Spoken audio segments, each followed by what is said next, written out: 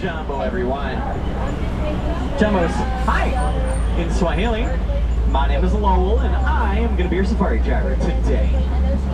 No more out here in the Harambe Wildlife Reserve, but do I ask that you please remain safely seated at all times. Keep your hands, arms, feet, and legs inside of this truck, and be sure to supervise your children. For the safety of the animals, please no flash photography or external video lighting. And if at any point you have any animal questions, just yell them out to me. I will respond and answer your questions just like a real person. Over your heads, you can see our handy animal spotting guide. Now, we're not going to see all those animals while we're out today, but we're going to see a lot of them. We might even see a few animals that are not on that guide at all, because we haven't updated the guide ever. Now we're going to begin our safari in the Ituri forest of northern Africa. It's home to a lot of big camouflaging animals. These animals are playing a deadly game of hide and seek against predators. And what is at stake is their own survival. Let's go. You're going to want to remain seated. My driving does not improve. Oh, the other truck is still here. All right, well, we're going to yield just a little bit.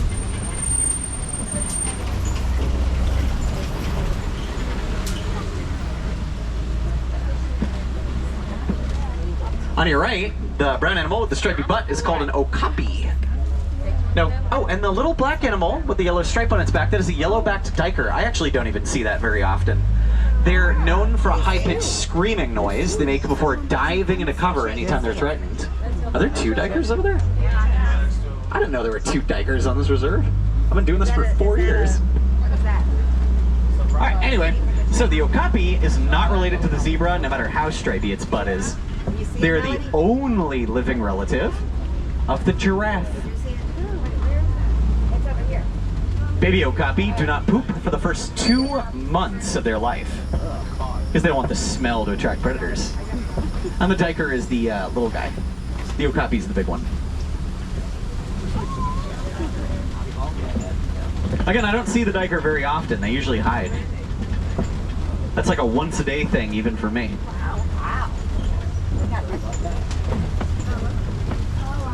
There's a saddle-billed stork on your right. At the very top of the hill, they stand about 5 feet tall with a 9-foot wingspan. Now, a cool thing about saddlebills is the males always have brown eyes. The females always have yellow eyes. Imagine if the only way to tell another human's gender was uncomfortable eye contact. Like an introvert's nightmare. Now, you can find different animals out on the safari at different times of day as well. If you want to see absolutely everything we have, you'd have to ride with us a few times. Again, you can take it from me, I do this 20 times a day. There's some bongo on the hill on our right. Oh, and a greater kudu, just kind of right at the bottom near the bushes. The kudu is the tan one, the bongo is the kind of orange one. Now, both male and female bongo have horns, unlike the kudu, where only their males have horns. And they are two different types of antelope. Oh, hey, there's another saddlebill ahead. Let's figure out if it's a male or a female, shall we? Okay. I'm having a hard time seeing. I think the eyes are brown. That would be a male. I can't see it very well. Although I have the disadvantage that I have to watch the road at the same time. Is it crazy that I'm actually driving this? Watch, I can prove it. Don't tell management I did that. So, we're now approaching the Sapi River. It's one of the longer rivers in Africa. The longest is, of course, the Nile. And it's home to one of the heaviest birds still capable of flight, the pink-backed pelican. Named for the pink color they get during mating season, which it currently isn't. The flap of skin that makes up their bottom jaw is called a gullop. Pelicans will use their gullop like a fishing net. They're one of the largest flying birds, but they're one of the smallest types of pelican.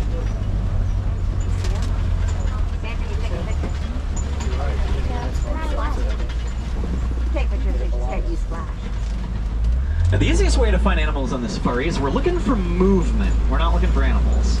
You just kind of want to pan your vision around, and the moment you see anything kind of twitch, just focus on it. That's how I do it. Right now I'm looking for movement underwater. You see, hippopotamus will spend most of... Oh, found one! Over by me. Right here. Underwater. They can swim. Hippos can swim, they just prefer to walk on the river bottom. It takes a little less of their energy. And they can hold their breath underwater for a couple minutes at a time. They can even nap underwater if they want to. They'll come up for air whenever they need it, and they don't even have to wake up. Get some more hippo by the waterfall on your left. A group of hippos called a bloat. So this is a bloated hippo. There's maybe 4 or 5 of them right there. We've also got some Nile crocodile. They're the world's second largest croc at about 16 feet long. The largest is the Australian croc at 20 feet. There's another one.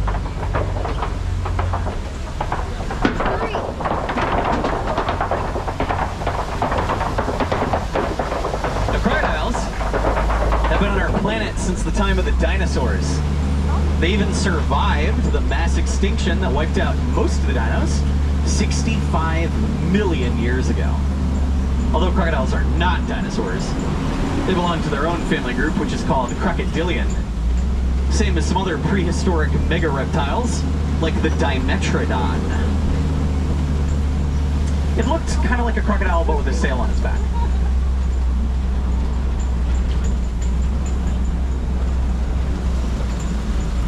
On your right is a baobab tree, nicknamed the upside down tree by the locals. Is there leafless branches, like skyward facing roots.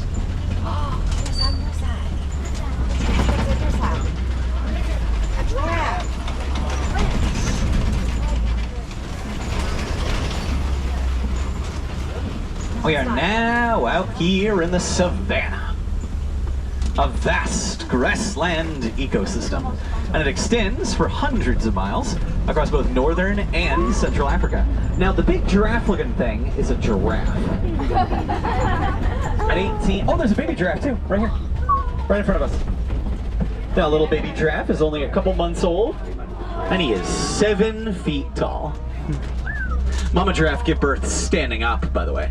So their babies are welcomed into our world with a 10-foot drop. Usually head first. Now, an adult giraffe is about 18 to 20 feet tall, and even their tongues are over 18 inches long. It's long enough to lick their own eyeballs. The zebra is a mountain zebra. Now, there's a very sophisticated way to identify mountain zebra. See how the stripes on its butt are thicker than all the other stripes on its body? That's it, that's the whole thing. Yeah. On a grand zebra, all the stripes are thick. On a Grevy zebra, all the stripes are thin. And on a mountain zebra, it's just the booty. There's some more subtle differences, but that's the easiest way to tell. For example, they are the smallest type of zebra.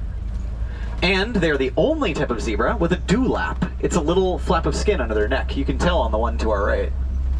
It's kind of hanging down there. Mountain zebra are the only ones that have that. They can circulate their blood through it to cool off. It's like having built-in air conditioning. If we find an eland later, they have a really big dewlap, and I can just show you on them. Now on your left, now these are not hyena. This is a type of canine called an African wild dog. And they are the best hunters in Africa. They catch more prey than lions do. Yeah, they're napping in the little cave there.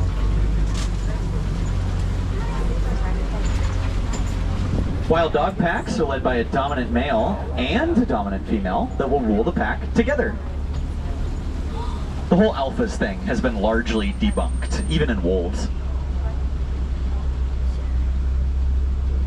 They're good doggos. Now, also on our left, we get some sable antelope. Oh, and an Ankole cattle. Look at its giant horns. They're actually really lightweight, too. They're mostly hollow. The sable antelope are the ones kind of towards the back here. Their curved horns discourage predators from jumping out of their backs, which is how lions pin their prey to the ground so they can tear out, eat them. Now the clay pillars here are termite mounds. Termite mounds are as hard as cement, but they're just made of clay, mud, and poop.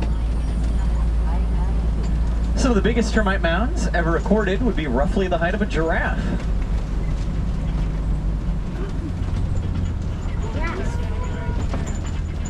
The giraffe, you don't want to stick your head in there, bud.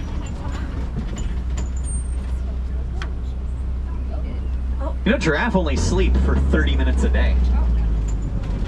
They get most of their energy from eating. And they'll eat for 22 hours a day. So imagine if you never slept, but you had to have a salad or something on your person at all times. Here's the baby giraffe again on your right-hand side, if you didn't see him earlier.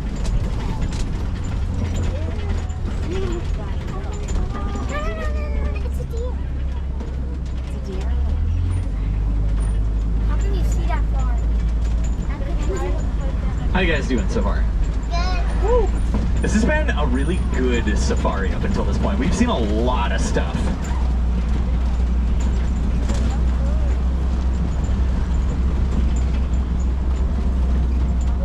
Alright, at the top of the hill here, we've got some wildebeest. They're also known as gnu, spelled G-N-U, named after a kind of mooing sound they make. Wildebeest can travel in herds of as many as 1,000 wildebeest. Oh, here's an eland. Remember when I was talking about the dewlap earlier? Look at how big the eland's dewlap is. It's this huge flap of skin under his neck.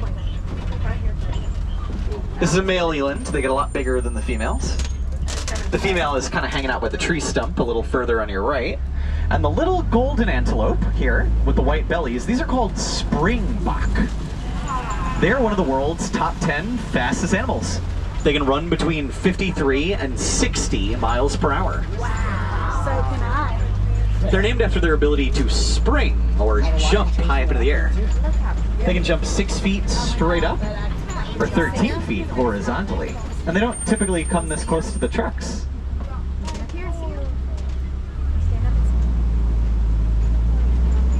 They have better maneuverability than cheetah too. They can zigzag even when at top speeds. Whereas cheetah are kind of a straight line runner.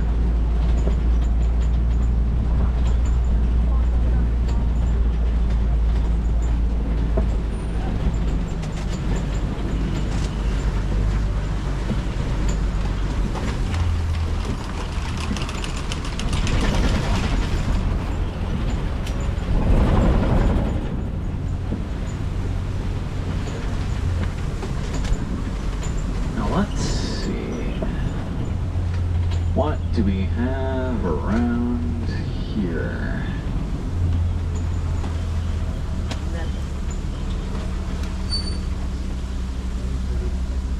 Nothing, I guess. All right, moving on.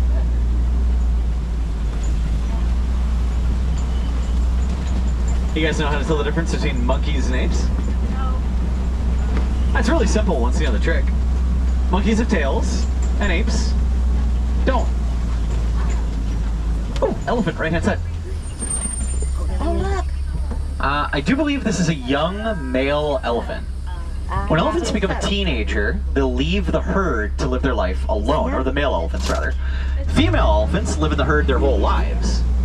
And so elephant herds are ruled by a dominant female called a matriarch. She is usually the oldest and wisest of the elephants, not necessarily the biggest.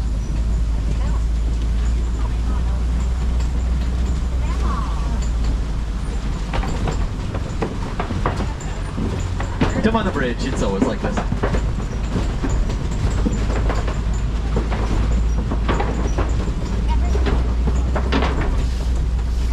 We're now arriving at the red clay pits.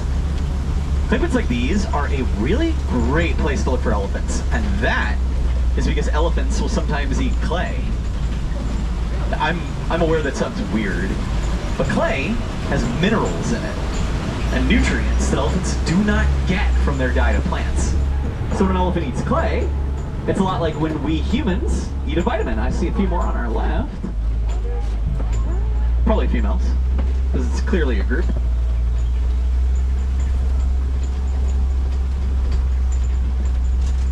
Now, elephants are very social. They chat with each other a lot, but they only make 3 noises we can hear. Most of the sounds elephants make are too deep for our hearing, in the way that you and I can't hear a high-pitched sound like a dog whistle because it's too high-pitched. You were in my head thinking.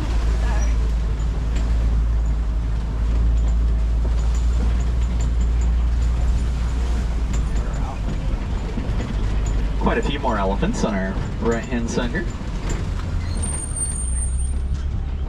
And you can still see, hold on, there is a baby elephant on our far left. Look behind the termite mounds here. That baby elephant, she's behind us. The baby elephant is 1 year old. What a cutie patootie, look at her over there. She hasn't even grown her tusks yet. Now these are African elephants, so even the females will have tusks.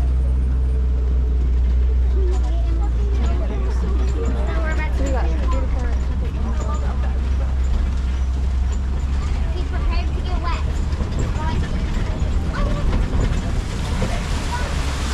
Ahead of us are some greater flamingo, the tallest and lightest pink flamingo species. They get their pink color from beta carotene. It's found in the shrimp that they eat. And a flock of flamingo is called a flamboyance. Oh, hello. Across the water is my favorite elephant because he waves at me sometimes.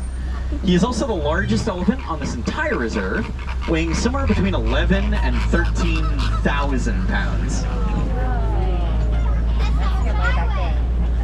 Is he what? That's how much she weighs.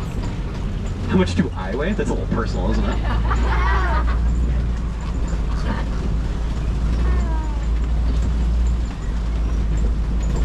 We're now approaching bush country. It's home to a lot of large grazing animals. It's also home to quite a few predators. They'll use the bushes and brush to sneak up on unsuspecting prey. Let's go find one.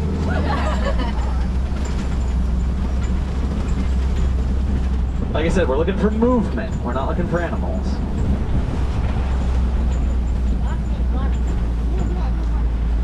Especially with animals that hide, this is the easiest way to do it. Oh, there's actually a cheetah right in front of us. Cheetah are the fastest land animal on Earth. They can run 60 miles an hour. They're only sprinters though. They can't maintain their top speed for longer than 1 minute before they'll overheat and they have to take a break. They only weigh 80 pounds. They're not actually that big. A rhino to the right. Oh, yeah, and there's some white rhino napping on your right-hand side. White rhino weigh about, oh, they just woke up. White rhino weigh about 5,500 pounds. And they can charge at 35 miles an hour. Don't know if you didn't see them, we might see more. White rhino live in groups called a crash. The cheetah aren't going to respond to the kissing noises, but good try. These animals get kissy noised at all day long. They just think it's a human sound. I think there's a lion in front of us. Look at the second tallest rock. There's a lion laying down right there. It looks like a rock at the top. Lions will spend about 16 to 18 hours of their day napping. They're most active at night. We're about to have a much better view in a moment if that lion does not move. I'm just going to take us to the other side of the rocks. Hold on, I want to see if we can see the rhino from over here. No, I guess not. This is the other side of that hill. Now on your left-hand side, I do believe I think this is the male right here. Yeah, that's the male. So there's a brother and 2 sisters that live out here. This is the brother. His sister is on the second tallest rock. Now, contrary to popular belief, it is the female lions that do all the hunting. Male lions generally stay home and they guard the cubs. They're stay-at-home dads. We're gonna let him sleep, okay? You guys want to hang out with him or the sister? Neither. The sister's awake. The sister All right, let's go over here. Oh yeah, both girls. Oh, actually, both sisters are up here. This is a great photo opportunity. You guys, like, I'm gonna just stop for you. Thank you. Somebody get a photo of this and send it to me. Airdrop.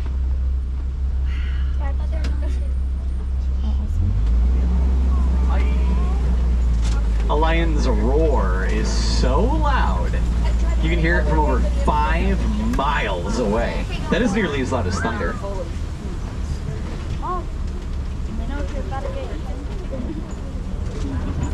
Like I said, you can find different animals out here at different times of day. Oh, it's my arch nemesis, the ostrich. They jump scare me all the time. Now, ostriches stand about 6 to 10 feet tall. They can run 40 miles an hour. I think there's 2 of them right here. Yeah, 40 miles an hour. They're the world's fastest 2-legged animal. Yeah, I think they're eating. They got a little bucket. Enjoy it. This is a great view. She's brave. So male ostriches are black. Female ostriches, like these two, are gray. But if a group of females does not include any males at all, sometimes the dominant female will turn black. And those are ostrich eggs. Ostrich eggs are so thick and so hard you can stand on them without cracking them. An ostrich hen can only lay 1 egg at a time, but they lay them all communally in one nest. Then the dominant hen and the dominant male will alternate sitting on that nest for the entire flock. That's nice.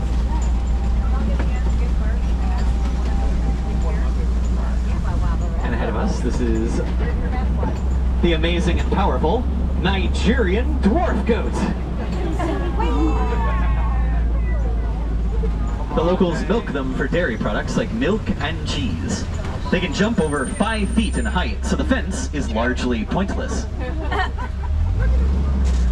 If you want to pet them today, you can pet them at Rafiki's Planet Watch. I want to pet a goat. No, rather, I would like to have a goat.